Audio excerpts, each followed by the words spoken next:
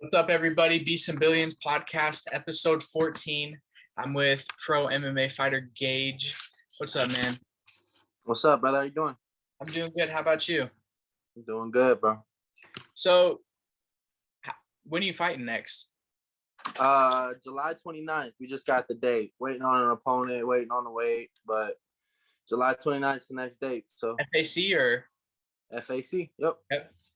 So, City. You have 4 pro fights. Going into your 5th one, you kind of know what's going on, and you have 8 amateur fights as well. So you kind of know what to expect as far as going and what fight day, fight week, fight camp looks like. Yeah, for sure. And so reverting back to your first ever fight, what do you feel like going through your first fight camp, through your first fight week, through your first fight day?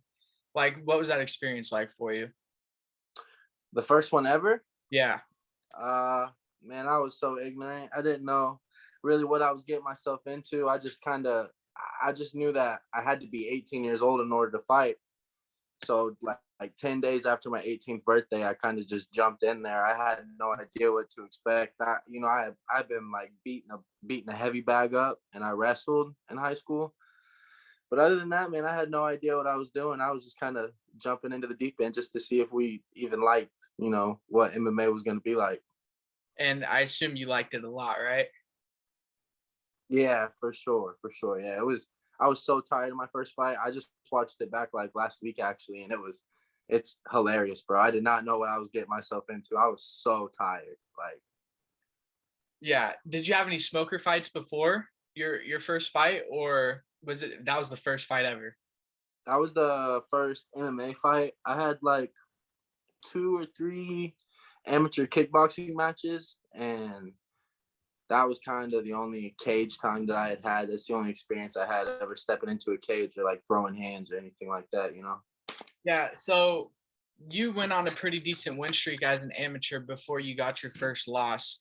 Going on that first win streak, was there like, I know there's a lot of fighters that have like this worry of getting beat because that looks good, and or getting knocked out. Like, getting knocked out is like, you're like, oh, I'm gonna be embarrassed, I'm gonna end up on ESPN, whatever. So did you have any of those fears going into any of your fights, especially when you went on that win streak? Not so much getting knocked out. It's not really something I think about. I don't think I've only ever been hit with one real shot where I was like, oh, okay, that was enough to let me know that I shouldn't get hit like that again. Right. And by the time I was fighting, so Ashton Kirby was my first loss. That was the first fight I lost. And I feel like I was already beat kind of walking into it. So like I was real nervous about losing, not necessarily my zero. I was just like intimidated of my opponent. That was the first time I like let him get into my head a little bit. So that was really the only process of thought that I had along those lines. I wasn't never nervous about getting beat up or like getting knocked out, just kind of losing. Like I hate losing, Yeah, no, losing sucks for sure. And I also noticed that, so you fight out of Glory now, but you also fought some Glory dudes on your amateur record. So what was the transition like, not training at Glory and then fighting a few Glory guys and then coming to Glory? It was different for sure. I was super nervous walking into the gym my first time because like, I had been fighting these guys. This was the op, bro. These was the opposition. You know what I'm saying? Yeah. Like these were the guys we wasn't messing with. So, I mean, I don't know, man. As soon as I walked in, I kind of got sharked a little bit. Like the top guys in the room wanted to, feel me out, see what I was going to be able to bring to the gym. And yeah, I mean, I just got beat up for like the first 2 months I went. Like I just got sharked, just nonstop getting beat up. But eventually, I earned my place in the room, and now, I'm walking around with a little bit more respect now. Yeah, I think that's something that that kind of goes untalked about is when not even necessarily you're fighting the guys, but when you're new to an MMA gym, then the top dogs kind of want to fill you out and beat you up for a little while to see if you're serious or not. Yeah, for sure. It can be intimidating. We just gotta roll with the punches, and Yeah. So then now I assume you have a really good relationship with James Krause. We're getting there, man, for sure. Yeah, we got a lot of guys on the roster. A lot of big names in the gym. So he's kind of everywhere. He's trying to split his time up between everybody. But just here recently, man, me and him have really starting to form a good relationship. So let's talk about the UFC PI, because I saw you went to the UFC PI. That's kind of like the MMA fighters like heaven, like everything's there. What was your experience like? It was pretty much that, bro. They have everything, man. That like if I had access to a PI closer to home, it'd be crazy. They have like all the tools for recovery: hot bath, cold bath, sauna, steam room. They had the cryo chambers. Like they have everything, man. And I feel like just from a recovery standpoint, it was dope. And whenever you're in there, there's also a lot of other fighters, so it's kind of like everybody's kind of on their own mission because they're there for a reason. They're there like for fight week, so you can feel the tension and it's just crazy. It's a crazy spot. It's definitely there's good and bad qualities about it, but it was cool, man. It was a good experience for sure. So you mentioned fighters getting ready for fight camp and stuff. When you were there, did you feel like this is what I'm supposed to be doing for the rest of my time? Or Yeah. you kind of feel like, okay, maybe this isn't for me? Like, what'd you think? Nah, man, I was there and it was just, it was cool. I felt welcome as hell. Like it was like whenever I got there, I was like, oh yeah, whenever it's my time and I get here, I'll be running the show for sure. Mm-hmm. So just like knowing that I felt comfortable at the stage I am in my career now, by the time I do make it to the UFC and I do have access to the facility whenever I feel like going, it's gonna be over with. I'm gonna be running the show. So short time. So kind of going back, so on your amateur record, you did have one loss. What was it going into bouncing back from that loss? Because I know, especially in MMA, not necessarily as an amateur, but definitely as a pro, when you get that one loss, you like for a little bit, you start thinking like the world is over because your O's gone. And now like people might think of you less. That might ruin an opportunity to even get to the UFC, something like that. That's just like something fighters go through because a loss doesn't look the best, obviously, and losing sucks. So how'd you bounce back from that loss? It wasn't really like I was down on myself for like a weekend, but right after the loss, I was just eager to get back into the gym. It sucked for a little bit. He cut my eye open, and so whenever I was in the back, I was like talking to the doctor about how I could just sit there the whole time with a messed up eye. Mm-hmm. I didn't want to go see any of my family or anything because I was back there getting stitches done. So I mean, it was cool, man. It is what it is. Like, I had to experience that to be who I am today, So, like, it was really just, take the weekend, get over it, and then it was right back to work the next week. Just back to training for the next fight. That's probably how it's always going to be. Yeah, no, I think you can take your loss and feel sorry for yourself and kind of be a victim, or you can take it and realize what you did wrong and make sure that never happens again. I think there's two sides to that, and whichever side you're on is ultimately going to determine how you bounce back. For sure, I'm pretty comfortable losing, man. I've got beat up plenty of times in my life. I wrestled my whole high school career. I didn't, I've lost a lot, so right. It's not something that's new to me. Mm-hmm. Well, yeah, and you'll find that people who lose the most are often the most successful people because they have losses, and they and another thing is people that look at other people's losses and learn from them as well. That's another big thing. Yeah. What they say, a wise man, or let's say a wise man learns from other people's losses as well. Yeah. Not just your own. Yeah. So, are you a big UFC fan? You follow the UFC? Yeah, I don't miss a fight every weekend. Yeah, every weekend. Who's your pick this weekend? You got Blachowicz or Rakic? I got Rakic, man. Rakic he's a beast. I feel like he's gonna run that division eventually.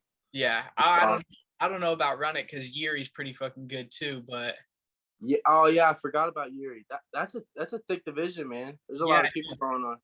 yeah, and I think it's really unique that that heavy you have like a 42-year-old champion because they're throwing leather at that. Yeah, right.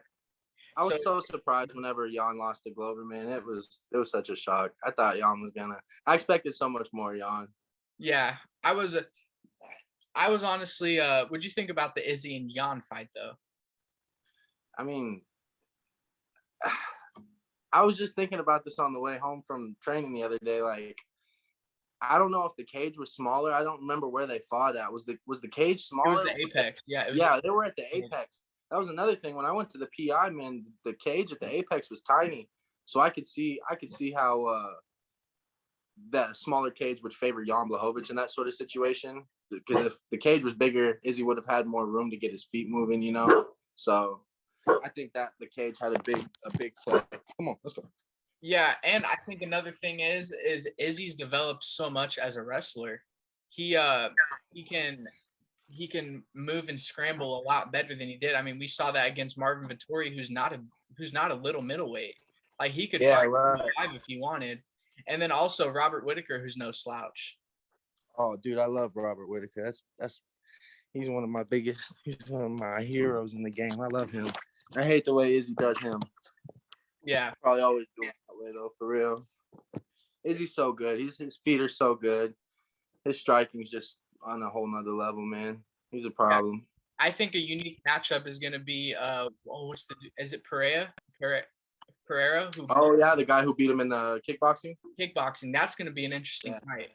Yeah, for sure. Because I mean, I'm sure Izzy will still stand up. I don't know, man. That's a good fight. Pereira's dangerous. He's good. Yeah.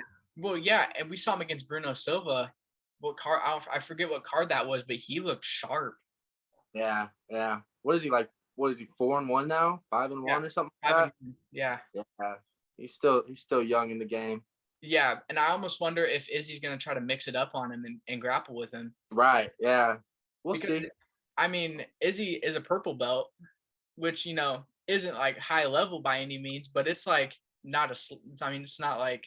It's yeah, not you've been around. Yeah, you know what you're doing at a purple belt. You know what you. Yeah, and I mean, it's not like he's grappling like a hardcore jiu-jitsu guy. Yeah, for sure, bro. Yeah, that's an interesting fight. So, what'd you think about the UFC 274? I think it was Gaethje, Chandler, the Rose fight. Yeah, I actually didn't get to catch a whole lot of it. I watched all the embedded series and stuff leading up to it. It's like if I had money and I would have bet a bunch of money on that fight, I probably would have lost quite a bit of money. Oh, I would have put a big bag on Rose. I don't know, man. That's what makes MMA so interesting, man, because it's such a unique game that anything can happen. Styles make fights, so yeah. I mean, Rose and old girl that she fought, I forget her name off the top. Yeah. It could have just been a style thing that made that fight so boring. You know, I love Rose. Rose is one of my heroes. You know, I love her. So I don't know, man. She's got really high level striking. She might have just took a little bit longer to get going, but Michael Chandler with the punt kick to the face. Oh my that was crazy. Oh my goodness. How many you've seen Tony Ferguson get dropped like that? It's never happened. Tony Ferguson was rough, the most durable dude ever. Yeah, I heard he laid there for like 4 minutes too. He was down for a while. Yeah, I mean, I don't know, man. He's an older guy. He's been around the way. I think it might be time to go. Yeah, no, I seriously agree. Especially if you think about the wars he's been in. Like, I mean, I know the Pettis fight didn't last too long, but that was a war while it lasted. Right. Gaethje hurt him. Gaethje did something wrong. Like you're never the same after fights like those. You know, you gotta take your time. Yeah, I mean, I think it's very important when you get into a war, you take a decent amount of time off and let your brain recover. For sure.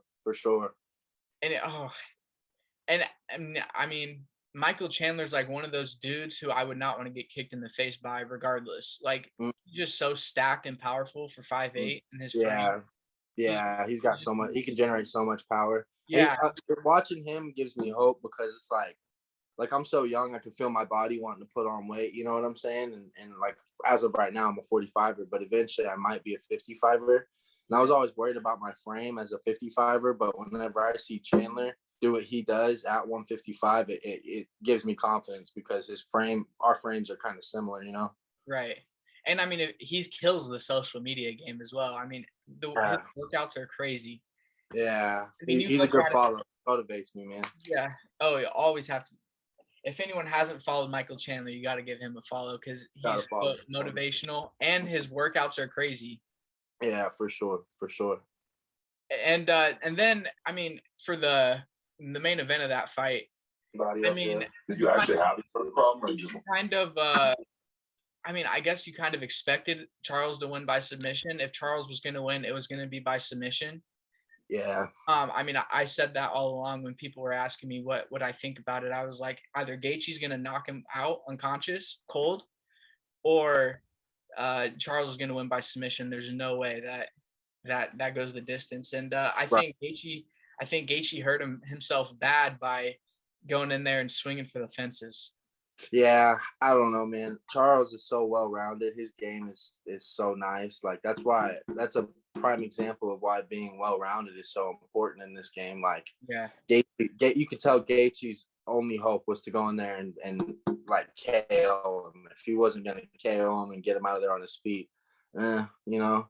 And Oliveira has a built-in 10-second count. You know what I'm saying? Because he gets rocked and he'll just fall to his back and play guard, and nobody wants to fall into his guard, so he can take his time getting up, catch his breath, reset. Like literally, I think he got knocked down 3 times. Yeah, 3. And just took that 10-second count and on all of them, and just it was crazy, bro. He's got a little cheat code.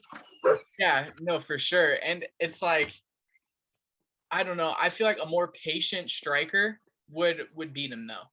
Like, I know I'm gonna sound crazy, but I think his Muay Thai is sick, bro. His Muay Thai is nasty. No, I agree, but I think I saw Chael Sonnen and Michael Bisping talk about this, but if Conor McGregor can drop down to 55, he has a good chance at beating Charles. And he's a counter striker. He has a left hand that hits hard as a truck, and Charles gets hit a lot. And there's not much you want to get hit with other than, that left hand by Conor. And not to mention his he's not going to get taken down a lot. Right. I mean, against Khabib, he got mauled, but at the same time, he was stuffing some takedowns as well. Right. And if you can stuff even one takedown against Khabib, you're doing pretty good. Right. I mean, like I said earlier, bro, a well-rounded game is just so important at that high level, and I feel like McGregor kind of lacks in the ground game or the ability to wrestle and scramble. I don't know. I feel like Charles would just probably submit him the same way he submits everybody. But Conor does have that left hand, but that left hand ain't no joke. So yeah, I mean, we'll see. Didn't McGregor and Chandler just get signed now, aren't they? Isn't that what the next fight is for McGregor? I thought Chandler was fighting Diaz on July 30th. I thought that got signed. I heard something about Diaz Chimaev. So. Oh yeah, no, that was because on Ryan Clark's podcast, I forget what they call it, but Dana was on the podcast and they were in the war room, and people. There was a board in the back. Yeah, and then people screenshotted it, and then Dana came out and was like, "That's just people we want on the card. It's not signed matchups. So nice try, guys. You know." Right on, man. I don't know. UFC knows what they're doing. They're the best for a reason. So. Yeah, I mean, the thing is Nate Diaz is no slouch on the ground. He's kind of he's been in those wars too, where you can kind of hear it, the way he talks and stuff, that he's been in wars. Sad to see, bro. It is so sad because growing up, I mean, I'm a huge Conor fan, but I love Nate Diaz too, and I love Dustin Poirier. I love them all. That even though they beat Conor. I'm just a fan of the sport, and yeah, for sure. Me too. I'm the same way. I love everybody a little bit. Yeah, the only people that that really get on my nerves is I'm not the biggest fan of Aljamain Sterling, and I'm not the biggest fan of Bilal Muhammad. Those are the only two that I just can't get behind. Yeah, I don't know a whole lot about Bilal Muhammad. I seen Bilal actually at the PI whenever, because he fought the same day we were there. Right. And or wait, maybe he didn't fight. Maybe he was there for one of his teammates or something. But we rode the shuttle to the PI for my boy to fight, and on the way back with him. So we got to chop it up a little bit. He seems all right, bro. It is what. I mean, I don't really know him that well, but Yeah, no, I think, and this is another thing that people don't understand is like you hate people that you've never met. If I know for sure if Aljamain Sterling, like if I ever met Aljamain Sterling, I'd be like, "What's up, Aljo?" But it's just I'm not the biggest fan of his fight style. Him as a person, I I don't. agree. I I agree. I just don't know him, so I can't have an opinion on him as a person. But yeah, just some of the things that he does, I'm not like the biggest supporter. You know what I'm saying? Right. Yeah. I feel you. I don't like that. I don't like the way he fights either. It's not my style. Yeah, I mean, don't get me wrong. I love a good grappling match. Like, but at the same time, the Jan and Aljo fight, it was a good fight. It was back and forth, but Yeah. it was kind of like, are you just gonna sit there and put him in a body triangle for 5 minutes? Like, there's just Yeah. like you're Yeah. not attempting I submissions, you're feel you, not doing bro. anything. He's good on the back, man. Oh, You he could is. just tell by the way his body triangle was in and the way Piotr was moving. Like you could tell that dude knows what he's doing whenever he gets on the back. He knows how to hold a body triangle. That's Yeah, high level stuff. But are you gonna let him hold the back for 2 rounds straight, not actively looking for a sub? Like right. I feel what you're saying on that for sure.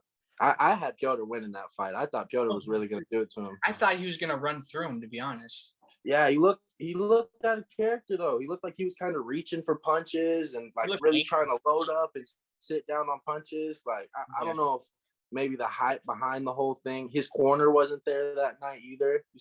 Could you imagine fighting for a world title and you're not having your corner there with you? Yeah, no, that would suck. That was probably a big factor. Like I don't know, man. There's a lot going on there. How funny would it have been if Sean O'Malley and Henry Cejudo actually cornered him? Dude, I thought that because I watched the Tim Welch podcast and the Bro Malley show a lot. Like I'm a big fan of those guys. Yeah. And I didn't know if he was really gonna go or not, but he sat down on one of his podcasts and was like, "I'm not going. I don't fucking care if he wins or loses. Like I'm not gonna go corner him." So that would have been hilarious. That would have been hilarious. Yeah, that would have been some next level shit. Yeah, that would have sold so many pay-per-views for sure. For sure. And then, I mean, the main event of that fight, I think Volk cemented himself as pound for pound. I don't know if you can put him above Usman, but when you beat someone like the Korean Zombie that bad, like that performance, I don't like saying taking years off of life, but that performance, yeah, Korean Zombie had his hands full. He's another one of those guys, man. He needs to just sit out. He needs to let that burn. He's been in wars too. Yeah. He's got kids and shit, you know. Yeah, that brain's important. But yeah, Volkanovski's up there on the pound for pound, bro. If he's not one, he's definitely two. It's hard to deny Kamaru. He's been doing his thing for a while. We'll see though. I think Kamaru's probably got 1 or 2 more, and then he's probably done. He's probably gonna retire. Volkanovski's talking about going up to 55. If he goes to 55 and takes that belt, then like what, bro? I mean, that's some legacy stuff right there. So he's very high on the pound for pound in my opinion. That'd be a sick fight because Volkanovski, I mean, Charles Oliveira compared to Brian Ortega and jiu-jitsu wise, they're very similar. Yeah, very similar. We saw what Volkanovski did. I mean, he got out of 2 tight submissions. Yeah. And then got out and immediately got back to work. Like that was what was so high level. He fought the submission, reversed the position, and then was immediately on the gas until the round went out. Like that made him pay too. It wasn't. It was hard. For sure. Yeah, he was trying to hurt him, bro, for sure. Yeah, he was. Yeah, I need to go back and watch that. I remember watching that, and I literally like. In my head, I was like, oh, that's some championship shit. That's why he's the champ, because he can get out of that and then go right back to the gas like that, right back on offense. Like, I was super impressed with that. And nobody just gets out of Brian Ortega's triangle. Like, that's his best. Mounted triangle. Yes.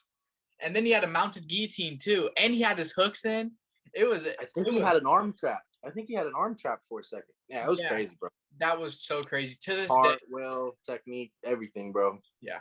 To this day, I'll never understand how that happened. But if you look at who Volkanovski trains with, Craig Jones is an elite grappler.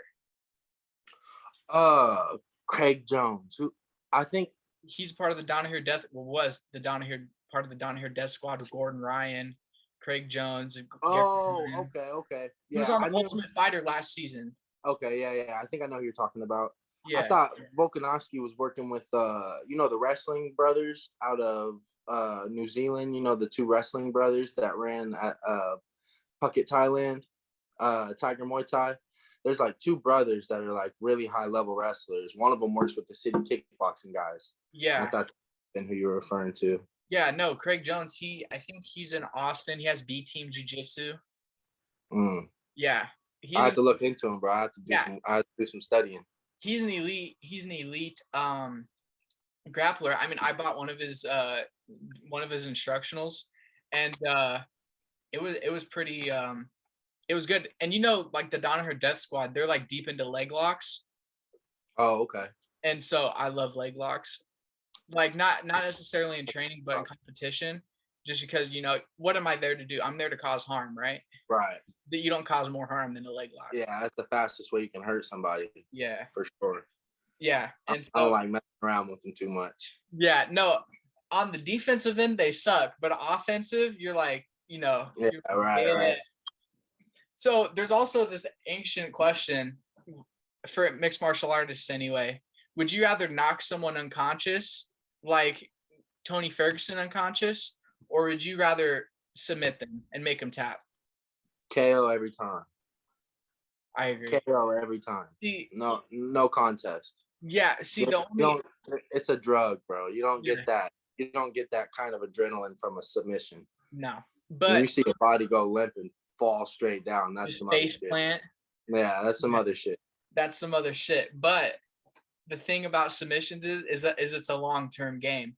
You'll always be like, I made you quit. Yeah, for sure. Yeah, like I made you quit. They go hand in hand, bro. I do. Yeah, a finish in general, just finishing somebody, just like making them quit or physically turning their body off is. Yeah. That's like why guys do MMA, you know? Yeah. Oh, for sure. Because doing that to somebody so great that they're willing to get into a cage and try to do that, you know? Yeah. Crazy. Well, but it also depends. If I'm fighting someone that I hate, like if I'm Colby Covington if I'm Colby Covington, Masvidal hate, I want to do exactly what Colby Covington did, 50-44. Make you stay and pay for 25 minutes. Yeah, I was so disappointed in Jorge. Like I was just expecting so much more. He did not look good going into that fight. It was bad. It was a bad deal. Yeah. Are you your team Jorge? Nah. I mean, I don't really like. I don't know, bro. I'm a spectator at that. Like, I knew, like, if I had $10,000 and you were like Jorge or Colby, I'm throwing on Colby every single time. Yes. Wrestling is king. The ability to wrestle somebody and put them on the ground and up down them. Colby's got a cardio, like he's the cardio machine. Like his cardio is twice as good as Jorge's. Like the money would have went down on Colby every time. That fight went exactly how I thought it was gonna go. I just expected Jorge to be a little bit more dangerous on his feet. I thought he was gonna pose more of a threat. For sure. And I mean, I don't know, but Colby is just so good. If Kamaru, I mean, he arguably beat Kamaru. Like if you look at the scorecards, he could have very well beat Kamaru. Like one judge gave him 4-5, the other judge gave him 3-4, and then another judge gave him, I think, like 4-5. So it was just the knockdowns, bro. Like visually, it didn't look good. It didn't look good visually. He didn't get knocked out. In that first round, I think it was the first round against Kamaru, he would have won the first round. He was more active. He had Kamaru's back up against the fence. I agree. But, like I said earlier, Kamaru's the pound-for-pound king, and Colby almost beat him twice. Like, went 5 rounds with him 2 times. So yeah, and if he didn't get knocked out in the first round, I think it was 2-2 going into the 5th on one card. 3-1 Colby and 3-1 Kamaru. So if, Yeah. again, if he doesn't get dropped, it was a close fight, bro, for sure. It was back and forth, competitive. Yeah, for sure. And it's just crazy to think that, here's Kamaru, here's Colby, and then, here's everyone else. There's just, it's just like they're in a league of their own. Yeah, it kind of gets like that after a while. Like, I mean, Volkanovski's in a similar situation, What happens when he beats Holloway again, or if he beats Holloway for a third time? He's really going to be undeniable. I think that's the next fight. Did that fight get announced? Is it signed? That's July 3rd. Yeah. Or July 2nd. That one of those. That's pretty soon. I didn't expect him to turn around. I like that. Yeah. And Dana loves it too. The champ who wants to fight. Yeah, he said something about wanting to have 3 fights this year. So I'm like, yeah, he's after legacy, bro. He's trying to climb that ladder. Yeah, and the thing about Volk is that I just think, like, when you're a champ, you lose something. You've climbed the mountain, you've got your goal, and then you lose something. You kind of look at like Conor McGregor, who was just running through everybody. When boxed Mayweather, came back, and it's safe to say he's not really the same guy he once was, right? Well, they say it's hard to wake up in the morning whenever you're sleeping in silk sheets. Yeah. Who said that? Oh, Marvin Hagler. Yeah, Marvin says that, and it's true. I mean, that's when you have it all, what's more to accomplish? Now, I think it's unique that he wants to come back and fight at 70 because that's never been done before. So then is that old Conor, that old motivated Conor, to come back and do something that's never been done again, gonna come back? That's the question. I was thinking the same thing. I was having this conversation with my roommate like last week. I don't know, man. We'll see. Whenever you break your leg the way he broke his ankle or leg or whatever it is, you're never gonna be the same. You're never gonna throw kicks the same with that leg. You're never gonna move the same with your feet. Like, it's gonna change you forever. But he is getting big, and he looks like he's working. He looks like he's starting to shape up a little bit on Instagram. So I mean, we'll see. I don't know. I don't like Conor competing at that high level anymore. I don't know if he's got like one foot in or 1 foot out, but I don't like the matchup with Kamaru. I don't like the matchup with Chandler. I don't like the matchup with Oliveira. None of those top level guys. I think he just gets smashed by all of them. I also heard, my opinion. Respectfully, but I also heard a great fight that I heard was they wanted to come back against Dan Hooker. See, that would be a better fight for him. That would be a better matchup for him. But because at the same time, it might be feet a little bit. Yeah. But, I mean, what is he at, 55? What, Dan Hooker at 55? Yeah. Yeah, I think he's like, what? Is he like number 7 still? Yeah, something like that. Because his last fight, he was at 45, so I don't think that fluctuates the rankings. I mean, it might. I think McGregor's at 9, right? Yeah. Yeah, that's like perfect. 9 to 7. But the thing is when you're Conor McGregor, first of all, whoever you fight, it's going to be big. He could fight a bum off the street, and it's going to be huge. Conor McGregor versus a bum off the street. So that's one thing. Secondly, when you're at that level, there's not really a tune-up fight. Yeah, which is what he needs. He needs to just get in there and fucking starch somebody. Yeah. And then he gets all of it back, and then I think the old McGregor's on his way to coming back, right? Right. But when you're especially in the lightweights, there's no tune-up fights. It's killer from 1 to 15. Especially when there's a number next to your name. Like, if that top 15, that's a deep roster right there, bro. I mean, 45 and 55, 45, 55, and 35. Like, it's deep. It's deep in the top 15. Yeah, and I mean, if Beneil Dariush, Islam. Did you hear what Khabib said about Conor and Islam? No. What Khabib said? So if Conor fights Islam and beats him, Khabib comes back for the second fight. It'll never happen. I think Conor beats Islam. You think Conor beats Islam? Yeah. I think Islam gets him. But Conor McGregor's footwork is nice, you know? I feel like Islam is literally just a better striking Khabib from Southpaw, like a Southpaw Khabib. Well, but is Islam as good of a wrestler as Khabib? That's the question. I don't think so. I don't think it gets much better than Khabib. I'd say Islam's close, bro. I don't know though. We'll see. So, I would love to see it, bro. Yes, Khabib is the one who's training him, so that's Yeah. definitely his favor. But you'll never be as good as the guy who's teaching you because he's keeping secrets to himself, just in case there's ever a day where you guys have to fight. Then he has his secrets locked up and put away.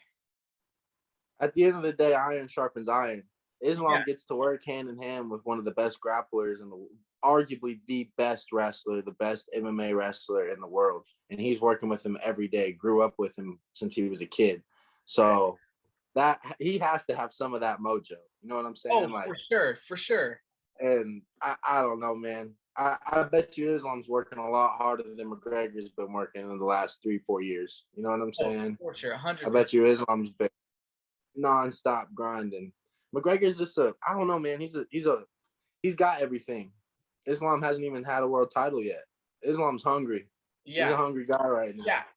And I mean, in McGregor's defense, when you're the first one, first of all, you're the biggest star ever. You get whatever you want. Yeah. Secondly, you've done the unthinkable. Like before he came, people were like two-weight world champion. At the same time, I don't know if that's possible. And then he just went and did it, and by far the most spectacular fashion, both times. Yeah.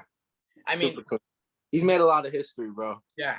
He's done it. He's a GOAT for sure. That combo that he hit Eddie Alvarez with is probably the cleanest combo I've ever seen. Boom, boom, boom, boom. It was so clean. He drawed right out of it. Punch literally like grazed his nose, the tip of his nose, right over the top with the two. It was so clean, bro. So clean. That was probably like one of the cleanest performances up to date. And he's had a couple of those, like with Jose Aldo, with Eddie Alvarez, Donald Cerrone, kind of tuned him up a little bit, but you know how that goes. Yeah. And so, okay, another thing that I wanted to touch on. Are you into NFTs? Just recently I've been starting to like learn how the game goes, trying to like figure out how Discord's going. I got this thing going on with Immortals Fight Club. Alan Oliveira has got his own like little NFT thing going on. Yeah. I think they're gonna have some drops where they're gonna do some art of me and stuff. So that'll be cool. I've been paying attention to you know Logan Paul, right? Yep. He has this project going on, like the 99 originals. Yeah. And I love it. Like I love the idea of it. But like, bro, I don't got 22 ETH to be playing with. You know what I'm saying? Like I ain't gonna be able to get involved in none of that shit. So yeah. I am really into the NFTs and stuff and like the crypto, but it's just such an expensive thing to get into. And I'm like not at a point in my life financially where I can like throw that chunk of money at an NFT project. So in the future, we'll get involved, but I got to get some bread first, bro. You know how it is. Yeah. And I mean, and coming up as a fighter, money's not the best. You know, you're not making, I mean, even in the UFC, you're making good money, but you're not making like. You're not making NFL money. You're not making LB money. No. But I don't know. I think I would much rather be a UFC fighter than an NFL player. I got into this for money, bro. It's so crazy because I'm like, oh yeah, I'm gonna be a fighter. Because I want to make money. And then I get here, I'm 4 years into it, and I'm like, oh, you don't make money fighting for real. Like it's not like you make a bunch of money doing this, but like money's what got me involved. But now what's keeping me and what's got me hooked is the lifestyle and the feeling of growth. Like you can just feel the growth in fighting. You can see the growth, and it's just. That's what I love about it now. That's kind of why I do it. So, yeah, I think fighting teaches you a lot about yourself. I mean, when you get put in when someone's trying to literally kill you, take your head off, you learn how to you learn a lot about yourself and who you really are. Yeah, I always say, I'm like, fighting will never be considered a waste of time, no matter what happens to me throughout my career, because all the lessons you learn through fighting directly translate into life. Like, it's the exact same shit. So, yeah, bro, it's dope. It's a cool little lifestyle. Yeah, I mean, and it gives you discipline too. Like, if like cutting weight, I guess depending on how much weight you cut, but if you're cutting a fair amount of weight, you miss a meal, you cheat on one meal, you're gonna pay the price on the scale. Yeah, I gotta tighten things up around that. But my last fight at FAC, whenever I fought David Evans, I had to cut like 40 pounds in 8 weeks, maybe a little more. Like, it was crazy, bro. It was ridiculous. But I was just getting a little bit too heavy outside of camp, just being an idiot. I'm a young kid, so like it kind of comes off a little easier. But I know as I get older, like it's gonna get harder and harder. And I'm just really trying to lock into that right now. That's what most of my energy goes into right now, is just trying to get my diet right and stay disciplined outside of camp. Yeah, what's your take on the whole half pound Oliveira thing? I mean, whatever, bro. Like, I heard he was on weight before. Regardless of the weight, that motherfucker did what he did to Justin Gaethje.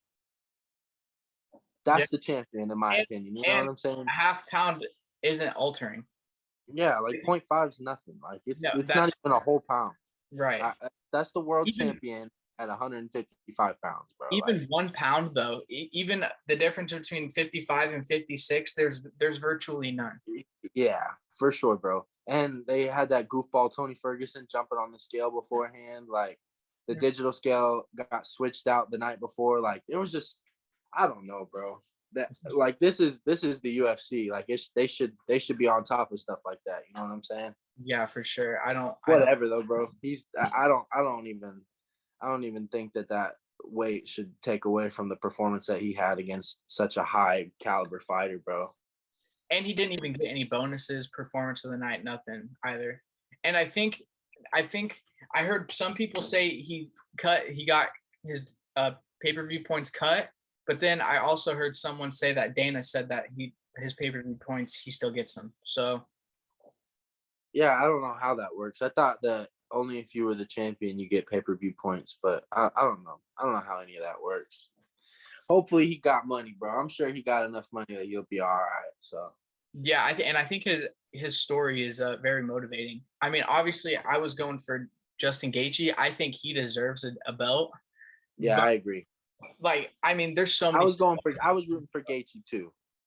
I was in the same boat. Yeah, I think, and I just think so many people deserve a belt that are never going to get one. I don't think, like Wonder Boy, you can't tell me he doesn't deserve to be world champion. Right? Yeah, he'll never see that. Yeah, I mean, if he was younger, yeah, he might still have some hope, but he's on the bad side of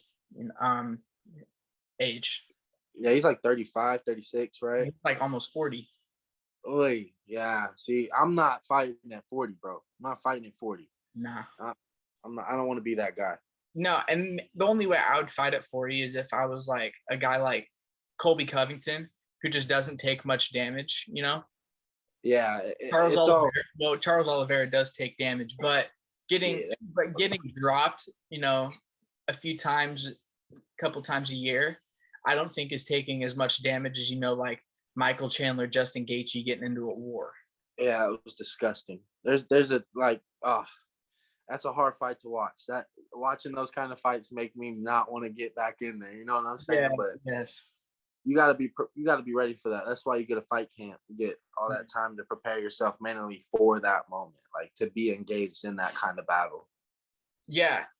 Outside of fight camp, do you still train regularly? Like, oh yeah, bro, every day. Yeah, this is my full-time job. Like, I don't have a job outside of this. This is what I do. I don't get paid that much to fight. Dude, I lose money fighting. I pay to do this. You know what I'm saying? But I know eventually the money will come. So yeah, just gotta stay focused. I just commit to this is what all my time and energy goes into. I'm blessed to be in a position to where I can do that. Yeah, no, I completely agree. Like, especially when you're at the level that you're at and you want to be at, you can't work a full-time job and still train and get to where you need to be to, Right. do something in the UFC or, any really in any big promotion, Bellator, PFL, UFC one, any of them. You're not necessarily able to work a full-time job and still get the training you need to grow. Yeah, it's hard though, bro. Like fighters don't really get paid that much money, so it's hard to support yourself outside of camp whenever you It don't is. fight. Yeah, and It's a weird life. It's a weird life. it is. It's completely weird, but like you said, it's teaching you about yourself and life as well. I mean, it doesn't get much more barbaric. Like modern day barbarians or gladiators, modern day gladiators or fighters. I mean, it's as barbaric as it's gonna get, and as really as it's ever gonna get going and going forward with our society moving towards you Yeah, can't that's what we choose to do, bro. We choose to get in a cage and fight another dude in our underwear. Like that's what we decided. That's what we're gonna do with money. Yeah. Dude, it's crazy. I'll be in the bag, get my hands wrapped up, and every time I'm like, how in the why am I back here right now? Like everybody knows I'm tough. I don't have to prove that no more. Like it's so funny, bro. Yeah, it's a crazy thought. You're getting your hands wrapped and you're like, I'm about to literally go fight a dude in my underwear, Yeah. half naked, just in there giving this other dude hell. Yeah. Spent the last 8 weeks training for this one 15-minute fight, like this one moment. It's crazy. It's crazy, but it's amazing too. And this is why I love fighting so much compared to football, because if I take a snap and I'm down 21 and I have 2 quarters left, I'm like, all right, if we get 2 stops and we score, then we're good. It's kind of you have a designated time limit and it can't get stopped early.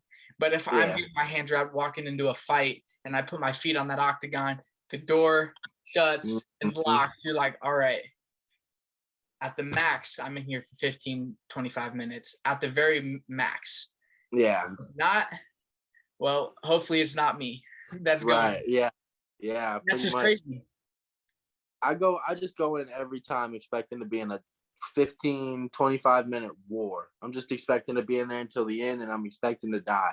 Yeah. Because I've gone in there expecting to finish dudes and ended up fighting the whole time and got drawn into some slugfest. Like I've been in there planning on not being in there like that, and it sucks, bro. It's not a place you want to be. Yeah. So. No, not at all. But it's so exciting as a fan though, because just like that Tony Ferguson, Michael Chandler fight, I'll go back to it, or even Conor McGregor, Jose Aldo. Like before those knockouts happened, you're like, all right, we're feeling them out. Boom, Jose Aldo face plants. Boom, Tony Ferguson face plants, and you're like, all right, well, that was entertaining. Yeah, that's what makes those moments though, like you'll never get that back. And that's exactly why I love MMA more than football, because if Tom Brady has the ball with 2 minutes left, down 7, he's probably he has this amount of time to do it. But fight, if you get aggressive and you're going against the right dude, you're gonna get your lights put out. Yeah, bro. It's a game of milliseconds, and it comes with the worst punishment for failing to do what you need to do. You can be separated from consciousness. You can wake up and be wondering what the fuck just happened. Yeah, I mean, Michael Bisping, when he got knocked out by Dan Henderson, one of the most brutal knockouts I've ever seen. Lee. He said in his documentary where he woke up and he was like, did I take another fight? Like, I'm fighting Dan Henderson in 3 weeks. And then his corner's like, no, dude, he just knocked you the fuck out. That's crazy, bro. That's crazy. I've never heard that before. I never heard that. Yeah. He got KO'd bad though, bro. That was a really bad KO. He was bad. And Dan Hendo caught him a couple more times too after he was unconscious. But Dan Hendo's so known for that. Like if you could watch every one of his knockouts, he'll drop you and then finish up with 2 or 3. Yeah. And to the whistle. Unconscious. You gotta play to the whistle. But the thing is when you doing that, like sometimes you wake them back up. Yeah, right. Yeah. I've seen that before. Somebody get knocked out and then they wake up from their face hitting the mat and then they're back to scrambling. That's happened before too. It's wild, bro. It's so wild. And it's like, and then Masvidal, he was on Logan Paul's podcast, and he was like, his experience when he gets wobbled is like, it's like somebody flashes the lights like on and off, and then you wake up and you're like, oh shit, I'm in a fucking fight. Yeah.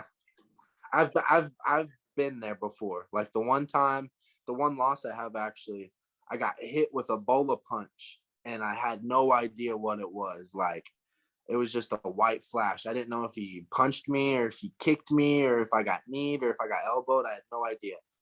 And then at that point I was in survival mode and it was just kind of like everything was just kind of flickering and I was just trying not to get hit with whatever I just got hit with again, you know? Yeah. It's a weird place to be at. It is.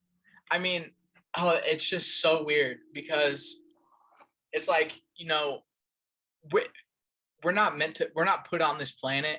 Yeah, we're not built to fight. Minutes. Yeah. We're just not built like that. Yeah. We're not built for this. No, but it's also like there's people that are just crazy in the head that just love it. Like just love. I don't know, it's just a thrill, like getting in an octagon with your hands wrapped. It's just like, oh, you just live for it. Yeah. Well, you have to. Yeah. You have to. Yeah. There's nothing more, like you can skydive, you can be an adrenaline junkie, but if you want to feel real adrenaline, put some lights out. Yeah, I've gone skydiving actually, and it's kind of similar. It's my first time ever getting in an airplane was actually when I was going skydiving. Okay. So I'd never even been in an airplane before, so let alone jumped out of one. And I remember being pretty fucking nervous, but literally every single fight, there's nothing that compares to it. It's a different kind of nervousness. Yes. It's like skydiving, but worse. So it's crazy. What do you feel when you skydive? Because I want to go skydiving, but you have to, bro. If you've never done it, you have to go. Like seriously, you have to go. It doesn't feel, you know how like whenever you jump off of something really high and you get that pity feeling in your stomach, like that, oh shit, I'm falling. You know that feeling? Yes. You don't get that whenever you skydive. It doesn't feel like you're falling. It almost feels like there's a big fan pushing you up. You know what I'm saying? So like the whole time I'm falling, I'm able to talk. I'm like punching the air. I'm hooting and hollering because I'm like right on the other side of that fear is the most excitement and fun and it's the best time ever. We jumped from like 18,000 feet. So we had like a 45-second free fall. And then whenever we pulled the chute, we were up there for like 3 minutes. And you get to like move the canvas around above you, get to play with the wind. We did some zero gravity turns and it was dope. You have to go, bro. It's not that expensive either. It's only like, there's a spot like an hour away from here that's like $250. Oh, that's not even bad at all. Yeah, to jump from 18,000 feet. Yeah, I looked into it in Vegas and it was a lot more than that. Yeah, you should do it while you're here, bro. You don't have you're here for what, 3 more weeks? You could like go this weekend, bro. You could literally just call them and be like, hey, I'm gonna be coming to skydiving. Hey, I might do that. But it's dope, bro. It's fun. You should. Yeah, I mean that's one of my bucket lists. Another thing I want to do is swim with sharks. Like I just want to do I just want to do all kinds of crazy shit just so I can say I've done it, you know? I don't want to be out of my element. I ain't trying to be with no sharks. Some dolphins maybe. I could do dolphins. Hey, dolphins are sick. I ain't trying to swim with no damn sharks now. You're so out of your element in the water, bro. Yeah. Like, for real. You'll just get sharked up, bro. Swimmed up. That's the scariest thing ever, though, is I've never been deep sea fishing, and this is the one reason why. Is because the ocean, I love the ocean. Like scuba diving, snorkeling, like just underwater. Like if you look at pictures and stuff, it's just like such a beautiful thing, right? But when you go under there and you're just in the middle of the ocean, it's just blue, and the next thing you know, something could be rolling up on you. Yeah. I was born and raised in Missouri, so the ocean's always been this distant thing. I don't come from money, bro. So like, it's not like I've taken a bunch of trips to see the ocean before, you know. Right. The first time I went to see the ocean, I was in Gulf Shores, Alabama. And the shore is super cool. Like the shore is sick being right there, like next to the shore. But you can clearly see where it goes from like light blue, white to like deep dark blue. And then he starts to settle in like, oh, that goes for forever. Might as well be forever. That ocean goes forever. And it's just deep dark blue. Dude, I'm terrified of the ocean. I don't want to do no deep sea diving, no snorkeling, Yeah, like that. bizarre. That's scary. Anybody who does that is, I mean, they get respect because, like I said, I love the ocean. I would go snorkeling in maybe like the Caribbean, you know, some relaxation kind of thing. Yeah, But right. Yeah. I don't want to know what's below me. Oh hell no. You think, just think about this. It goes down there for basically forever. Like you're going down, straight down forever. Yeah, literally, bro. What Like, we don't know down anything about that. All right, dude. I love you. Like I don't want to think about what's down there. Like there's a reason why the ocean is 3% explored. Yeah, it's something crazy like that. We know more about the space near us than we do about the ocean floor, bro. I'm not with the ocean, bro. Scary place. Oh no. That. And then it's like I always like when I think of the ocean and like a shore, like I think of like the scene in Nemo where like it's just you see ground and then it just drops off. And then that's what it is, bro. Literally, it is just like that. That's crazy to me. Yeah, it was. And it's like, and then another thing is like you're just like deep sea diving and you just like spin 360. All you see is blue.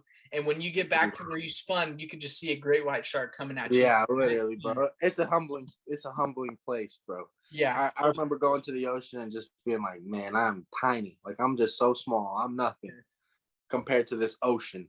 Yeah, but I mean, I'm like that with any water. If I can't look through the water, I'm not getting ponds, lakes. Miss me with all of it because I don't want to know what's at the bottom of any of it. Oh, dude, I grew up in the creek, boy. The creeks, the rivers, boy. I'm used to getting in water I can't see in. That's where I grew up. I'm used to it. That's crazy. And then it's like people reach their hand into holes. Oh, hell no. And noodling. Yeah, oh, hell no. Noodling's Niall crazy. Bartley. You know who Niall Bartley is? No. Bartley? He trains at the gym, bro. He's a heavyweight. He's into all that stuff. He's a big country bastard. He noodles and he'll talk about how great it is. And I'm like, hell no, bro. Pulling river monsters out of the water. Yeah. Yeah. Oh, and that's one show. I grew up and like I remember like going to spend summers with my grandma and she lives in Iowa. So like she was into like river monsters and all like those kinds of. That is a show, isn't it? Huh? That is a show, isn't it? Where they're like catching fish. Yeah. Yeah. They literally are river monsters, bro. Yes. And I remember that show. I only had to watch one episode and I was determined from when I was like 8, I'm never getting into one of those things. I'm never risking it. Yeah. Fuck a catfish, bro. A spoonbill. I ain't with none of that. Yeah. And I mean, if you think about it, you reach your hand in and get it to bite you. And then you pull you're using your arm as bait. This is the fishing pole. What are you talking about? Worm, this is it, bro. This is the worm on the hook. You gotta bite it. I'm gonna pull you out. Yeah, you can miss me with all of that. Yeah, psycho. Yeah, that's just so beyond me. I'm never doing that. Any of that. That's some Missouri shit, bro. You in the Midwest now. People do that around here. You ain't in Vegas no more, dog. I mean, but don't get me wrong. Like, I'm cool with like fishing. Like, there's nothing cooler than fighting a big bass and pulling it out. Like, that's fun stuff. But this is not a fishing pole. Yeah, literally. I agree. I ain't with it. So, do you have anything that any other adrenaline things you would do?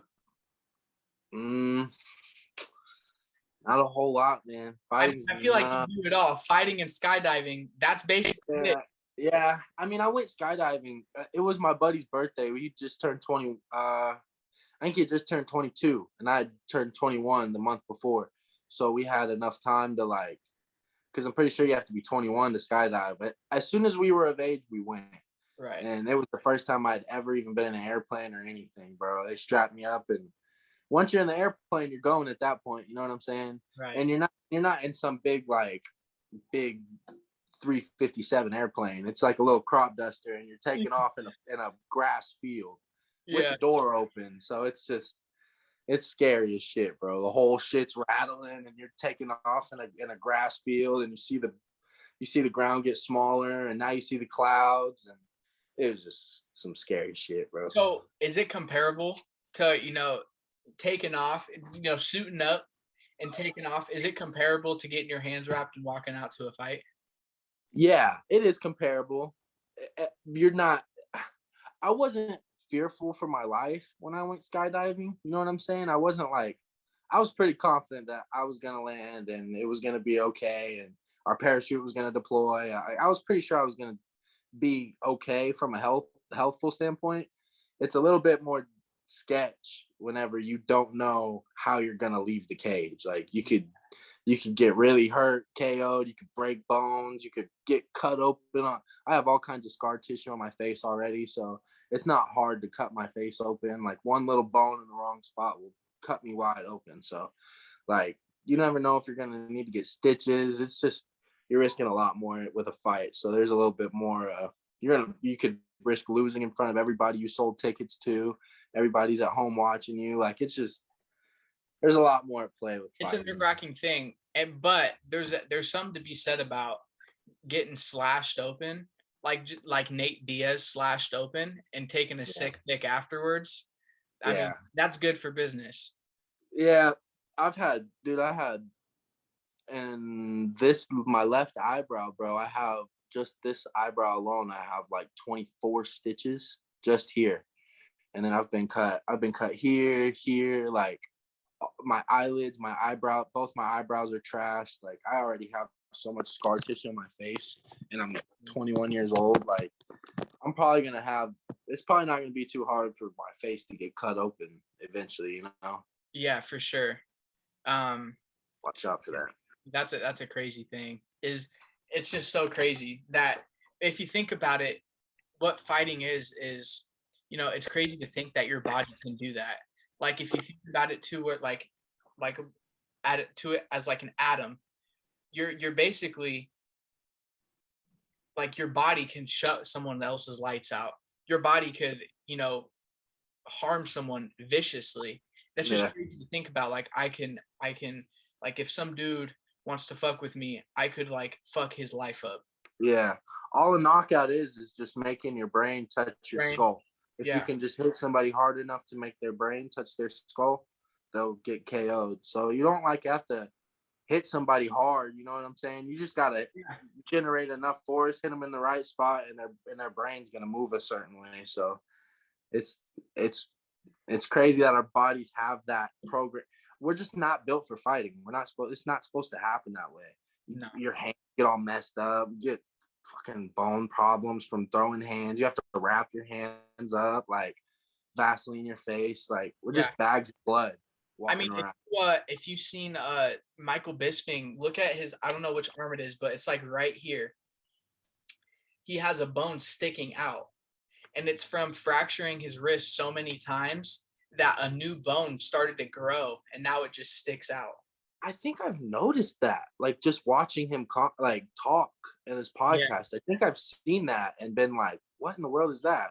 But just didn't think anything of it. I think I've seen that actually. Yeah, I thought he was talking about it on, I forget, one of his like lives on YouTube. Like I love Bisping. Yeah, he's an OG, man. He's been around for a while. He's seen a lot of shit. He's been around from the jump. Yeah. And so I love Bisping, and I love the "Are you intoxicated?" Yeah, George Napier. That's hilarious. I love GSP. That's my man. Yeah, he's such a humble dude too. Like like you think, and he gives so much wisdom. Like when he got beat up, I forget which time he got beat up because he doesn't get beat up often. But it wasn't. It might have been Matt Hughes. Jimi Hendrix. He got his ass whooped. Yeah. Jimi Hendrix. And Matt Hughes and Matt Serra. Matt Serra KO'd. I think it was Matt Serra. But he was like, I wasn't ready for the fight. Like when you're at the top, I was out partying, whooping it up.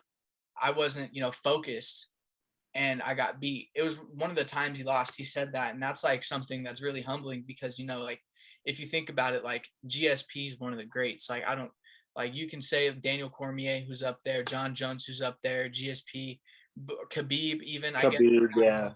But GSP is one of the greats. We could go all day about the greats.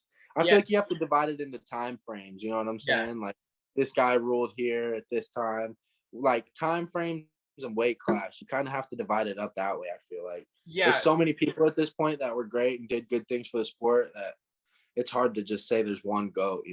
Yeah, I mean, like BJ Penn, like he fought like at heavyweight, and he was all the way down at featherweight. That's just crazy.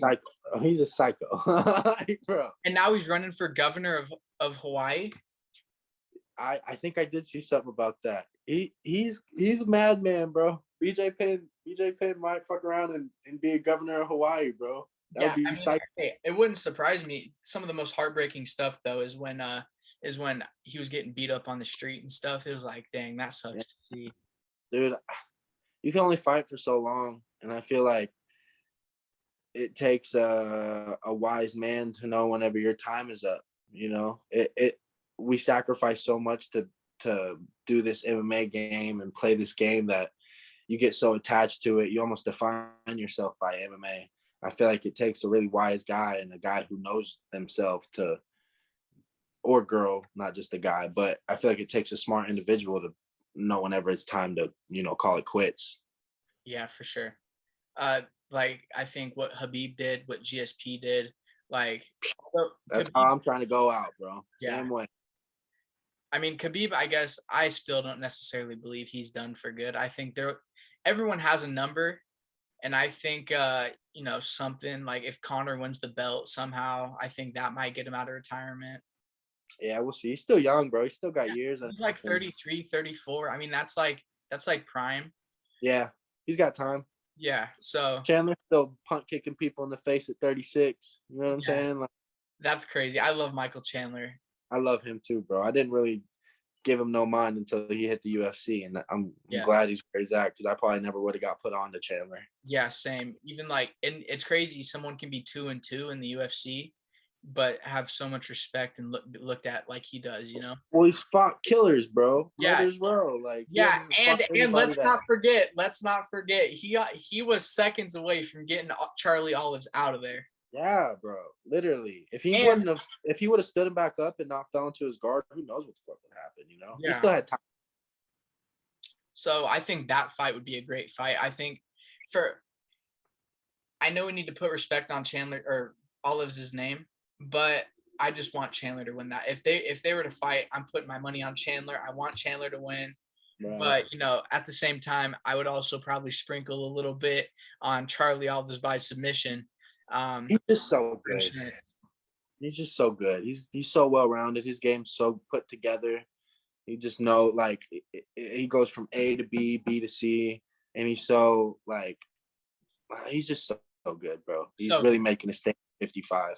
Yeah, I think Khabib and Charlie Olives would have been a great fight. Would have been a great fight, bro. A great fight. That's really the one.